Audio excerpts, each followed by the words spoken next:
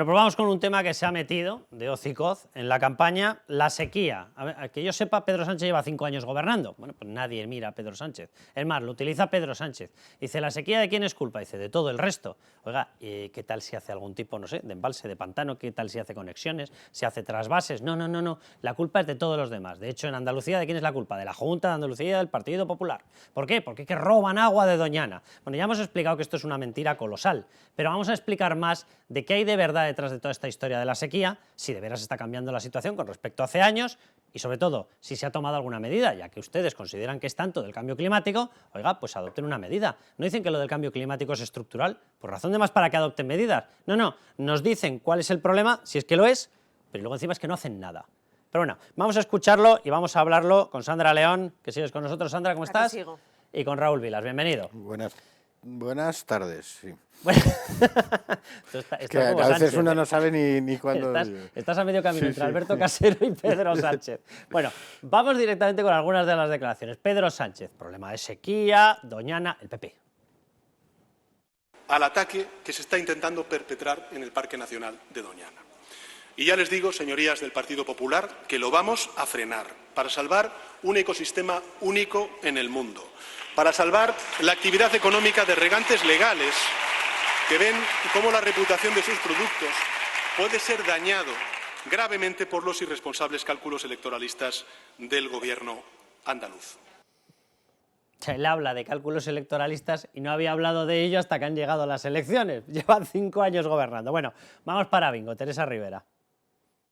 Tengamos un marco legal y compatible con el derecho europeo, podemos hablar de lo que se quiera, pero no vamos a negociar ilegalidades. El presidente Moreno Bonilla conocía perfectamente la ilegalidad de esta situación, no hizo ninguna alegación al plan hidrológico del Guadalquivir, que es donde se establecen los volúmenes de agua de superficie que podían venir desde el Tinto Diel Piedras y desde el Guadiamar y el Agrio para satisfacer esa necesidad de reducir la presión de los regadíos y los consumos legales.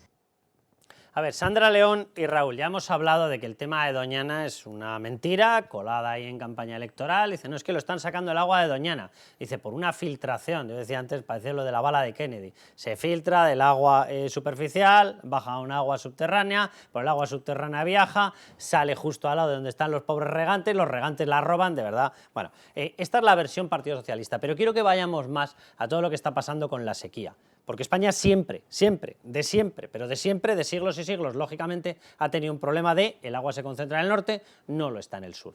A partir de ahí, o la llevas de alguna manera o tenemos un problema. Sandra, ¿se ha adoptado alguna medida? ¿Qué se está planteando? ¿Alguno de los planteamientos de la izquierda o alguno de los de la derecha ayuda a combatir lo que tenemos en España, la situación de sequía histórica de una parte del país? Hombre, no se está haciendo nada por cuanto la sequía es un hecho innegable y para empezar por Doñana, que era lo que estábamos hablando, el Gobierno, volvemos a insistir, lleva más de 4 años y medio sin ejecutar las obras a las que se comprometió por ley en el año 2018 para llevar agua a toda esa zona que bueno, pues que ahora parece que no tiene ningún derecho ni quieren que la tengan los agricultores, ¿no? Yo creo que esto es importante insistir porque aquí se pone el foco en las comunidades autónomas, pero hay un Gobierno de España que es Gobierno de España y que tiene una responsabilidad y es el que tiene que ejecutar esas obras. A mí se me caería la cara de vergüenza de ir a criticar lo que se intenta hacer en Andalucía para que los agricultores, que insisto, no quieren el agua para llenar su piscina de Doñana, la quieren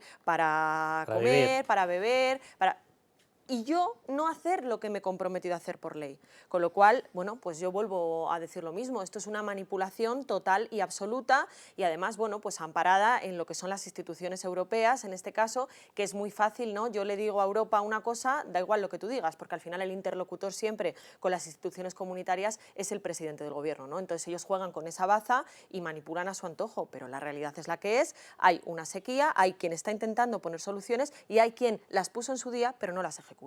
Raúl, desde la izquierda se une todo lo que acaba de mencionar Sandra, se le mete un factor adicional que es cambio climático. Y ya tienen el pack perfecto, pero hay una cosa que es maravillosa. Ahora vamos a mostrar unos gráficos en los cuales se ve que el impacto del cambio climático en esto, entre poco y nada. Lo vamos a mostrar directamente con datos oficiales, totalmente oficiales, estadísticos, para que se vea el nivel de lluvias que hemos tenido en España desde hace muchísimo tiempo.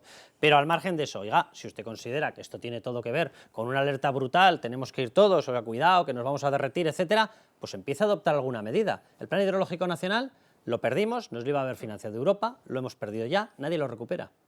Sí, hay sequía, eso es indudable y es un problema muy grave.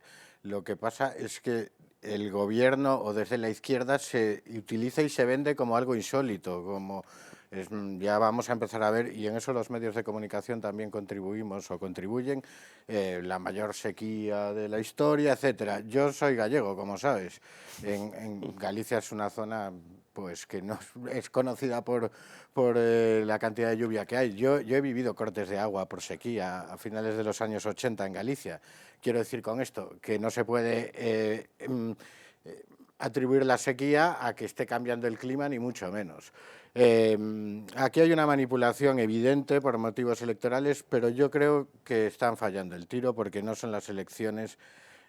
Esto puede tener efecto. Que no va a tener el efecto que esto ellos puede esperan, tener ¿no? efecto en los urbanitas, en la gente que vive en las ciudades y que O para los muy cafeteros. considera que está muy concienciada con el asunto del cambio Eso climático, etcétera, pero que normalmente no tienen ni idea de cómo funciona el campo, etcétera. Pero en esto de Doñana, los que van a votar en las municipales, en las elecciones municipales, porque además está la Diputación de Huelva ahí como objetivo final. No son las grullas. Están sobre el terreno. Son los regantes. Saben lo que hay. Y esos mismos regantes y los alcaldes del Partido Socialista de esas zonas defienden la misma medida que PP y Vox porque es una cuestión de supervivencia. Y también está el factor de la guerra contra toda la actividad rural, la agricultura, la ganadería. No se hace nada, se lamenta que hay sequía, se culpa siempre al capitalismo, a las grandes empresas que contaminan, etcétera, pero realmente quienes están llevando una política para acabar tanto con la agricultura como con la ganadería y cambiar todo eso por paneles solares, por molinos, etcétera, es el propio gobierno. Entonces, insisto, si su objetivo es que tenga incidencia en estas elecciones a nivel local y municipal, yo creo que van a fracasar absolutamente. Bueno, prepárense todos para el comentario docto ilustrado. Lili de Bestringe. Desde nuestro punto de vista, lo que están haciendo es firmar la sentencia de muerte de Doñana, que es patrimonio de los andaluces y de las andaluzas, generando además un escándalo internacional que en lo que deriva es en la conclusión de que al señor Moreno Bonilla lo único que le preocupa es en realidad la opinión de Europa y no la opinión de los andaluces y de las andaluzas, que llevan ya años diciéndole que además con la situación de sequía preocupante que vamos a venir sufriendo en nuestro país en los próximos meses y años, Doñana tiene que ser un espacio natural que se proteja. Bueno, Lili de Bestringe acaba de descubrir la sequía en España, ¿vale? Se podría poner en contacto, si hace una ouija, pues se va hacia el pasado, contacta con los romanos y les explica, porque por lo visto debían estar todos en el sur, todos con el chubasquero puesto y no se han enterado. Bueno, vamos a repasar datos históricos reales de los que Lili de Bestringe nunca jamás consultará, ¿vale? Sobre las precipitaciones. Y quiero que vean una cuestión, porque esta es la situación real y esta es la explicación real a lo que nos está pasando, y luego vamos a ir con históricos. Fíjense, estado actual de las cuencas, ¿vale? Tenemos los embalses 48,19, pero atención a cómo están concentrados o cómo están en cuanto a capacidad de agua entre el norte, la diferencia, y el sur. Galicia Costa 77,3, Cantábrico Occidental 76,1, Cantábrico Oriental 78,1, es decir, más o menos de esta parte hacia arriba, 60 y picos, aquí 52,8, pero 60 y picos hasta 70 y picos, casi 80%. En el momento en el que nos vamos abajo, ¿qué es lo que ocurre? 41,8, 42,5, 33,1, 24, 55, 40. Es decir, ¿nos falta agua? Bueno, pues sí, evidentemente nos faltará agua, pero es que España ha sido así toda la santísima vida. ¿Dónde se concentra? En el norte. ¿Dónde no hay? En el sur.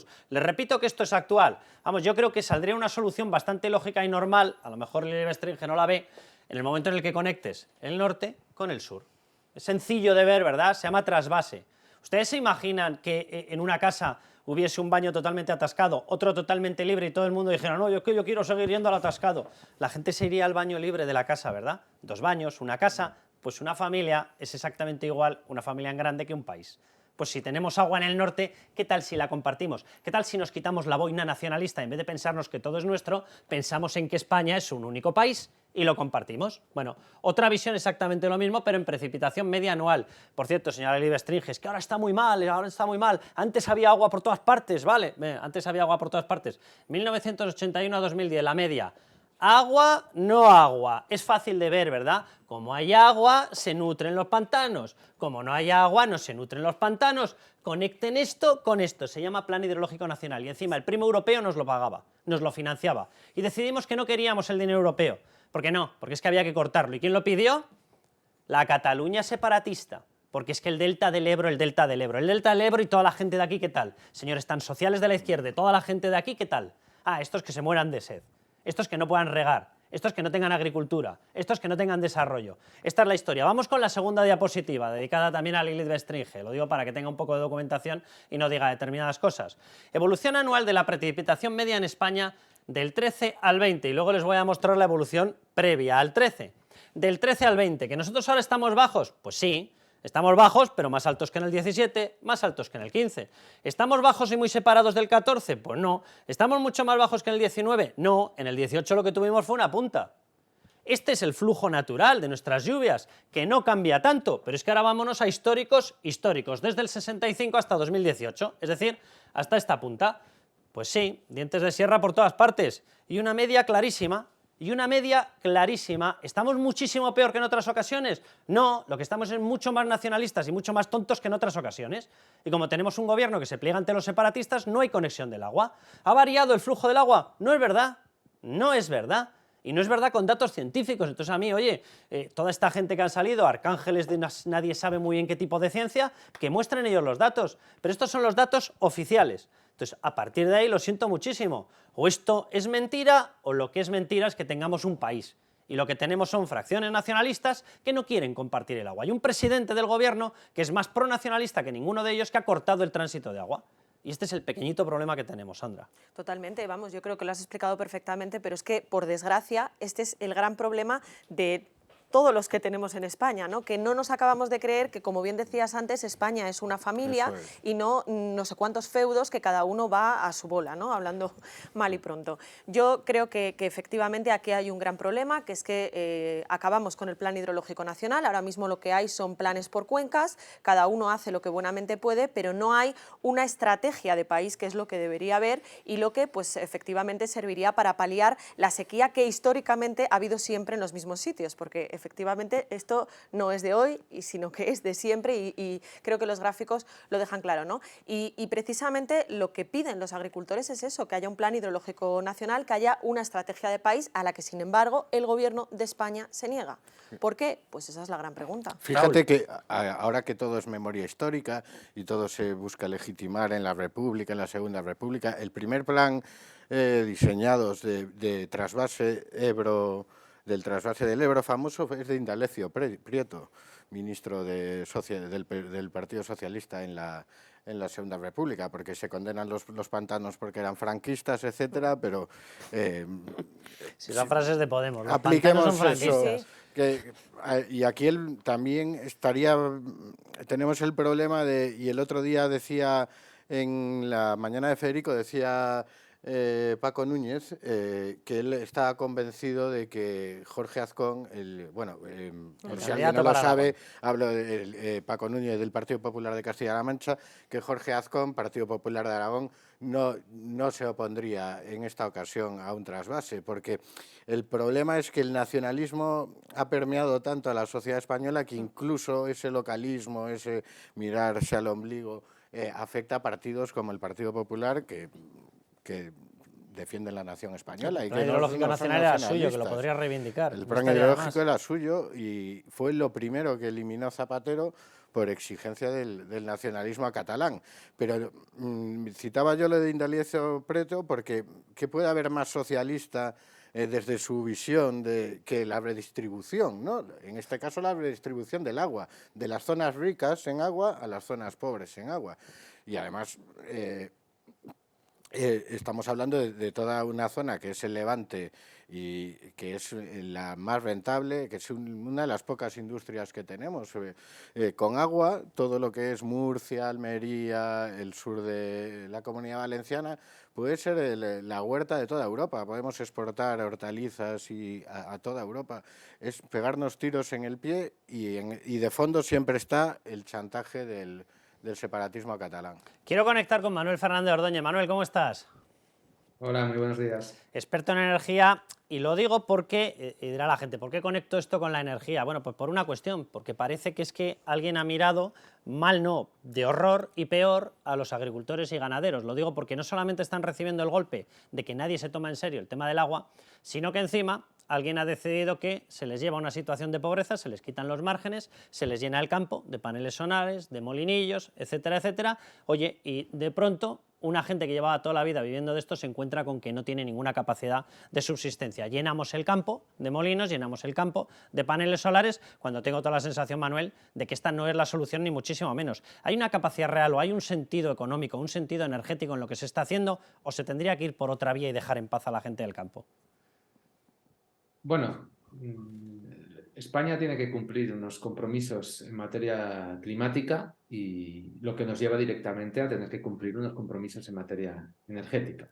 Sin embargo, España está muy bien situada a la hora de cumplir esos compromisos, porque hemos hecho un esfuerzo en instalar energías libres de emisiones de gases de efecto invernadero en los últimos años, pues muy grande, ¿no? Muy significativo, que también tenemos que decir que a los españoles nuestro dinero nos ha costado en base a primas a las energías renovables, la cogeneración y los residuos, ¿no? Pero bueno, estamos aquí, hemos llegado hasta aquí, este es el punto en el que estamos y la verdad es que España es un país envidiable dentro de la Unión Europea por su porcentaje de generación de energía libre de emisiones. Lo que pasa es que estamos jugando un poquito a la yenca, ¿no? A un pasito para adelante y un pasito para atrás. Porque claro, en una política en la que decimos que tenemos que descarbonizar las economías y tenemos que instalar energías que sean capaces de producir electricidad de manera masiva y sin emitir CO2, sin emitir gases de efecto invernadero, a la vez el mismo gobierno que nos intenta vender eso, nos intenta vender que hay que cerrar las centrales nucleares que producen más del 20% de la electricidad en España. Pues hacer una cosa y la otra a la vez es como no hacer nada, porque lo que instalas por un lado, lo quitas por otro, ¿no? Es un poco lo que estamos viendo que ha pasado en Alemania en fechas recientes con su apagón nuclear, ¿no? Y esto nos lleva a la siguiente situación, que claro, si uno apuesta de manera decidida por hacer una instalación masiva de energías renovables, lo cual yo ni critico ni apoyo, digamos que es la política que se está llevando ahora mismo en España, pues esas energías renovables que son energéticamente muy poco densas, esto quiere decir que ocupan mucho sitio y hay que ponerlas en algún sitio. Lo que no podemos decir es que queremos poner energía solar, pero luego no querer ponerla en ningún sitio. O queremos poner energía eólica y luego no querer ponerla en ningún sitio. El problema es que a las energías renovables les ha llegado lo que en el sector nuclear se conoce muy bien, ¿no? Y que nos lleva afectando toda la vida, que es lo que en inglés se conoce como el fenómeno NIMBY, ¿no? Not in my backyard. Es decir, sí queremos todo, pero lejos de nuestra casa, ¿no? En otro sitio, que lo aguante otro, ¿no? Y esto, que era impensable para los promotores y los defensores de las energías renovables, pues desafortunadamente les ha llegado, cosa que ya sabíamos que iba a llegar, claro. Entonces nadie ya empieza a querer energías renovables en ningún sitio. Ya lo vimos en la ceremonia de los Goya, cómo protestaban, ¿no? Y decían energía eólica sí, pero no así. Bueno, pues si no la queremos así, con todas las garantías que tenemos en España para instalar energías, pues no las queremos de ninguna manera. Esa es la realidad. Manuel, resumo mal, entonces, si España, por mucho que esté en una situación de sequía, podría solventarlo con determinadas infraestructuras, recuperar un plan hidrológico nacional, los regantes se verían ayudados, todas las zonas de España se verían ayudadas y, además, si se desarrollase un plan de implantación de energía nuclear, de forma que dependiésemos de una energía perfectamente controlable, barata a efectos de mercados, por lo menos en estos momentos, geoestratégicamente muy asumible, no dependemos de países malos, por decirlo de alguna manera, y encima nos daría un suministro perfectamente continuo, estable y hasta barato. Es correcto. De hecho, los países que pintan algo en el mundo, todos están apostando por el desarrollo o la intensificación de sus programas nucleares. Nuestros vecinos franceses han tomado una decisión muy clara de construir nuevos reactores nucleares. Inglaterra está construyendo reactores nucleares. Suecia ha decidido impulsar más la energía nuclear. Finlandia acaba de inaugurar un nuevo reactor nuclear, el más potente de Europa, ¿no? Con respecto al agua en España, la verdad es que la energía hidráulica, no voy a decir que es anecdótica, pero produce en torno al 10-11% de la electricidad que producimos, que es bastante, dependiendo de los años. Por ejemplo, el año pasado no llegó ni siquiera al 7%, pero el anterior fue del 10, el 11, ¿no? Dependiendo de si llueve o no llueve cada año, obviamente, ¿no? Vuelve a ser una energía que depende de factores climáticos. Si no llueve no puedes tener energía hidráulica. Pero yo creo que el problema del agua, como venís comentando en todo este debate que estáis teniendo, no es un problema para la producción de electricidad, ¿no? La producción de electricidad que hacemos con la energía hidráulica podríamos suplirla con cualquiera de las otras fuentes que tenemos. Yo creo que el problema del agua tiene otra índole y mucho me temo que es más de índole política, ¿no?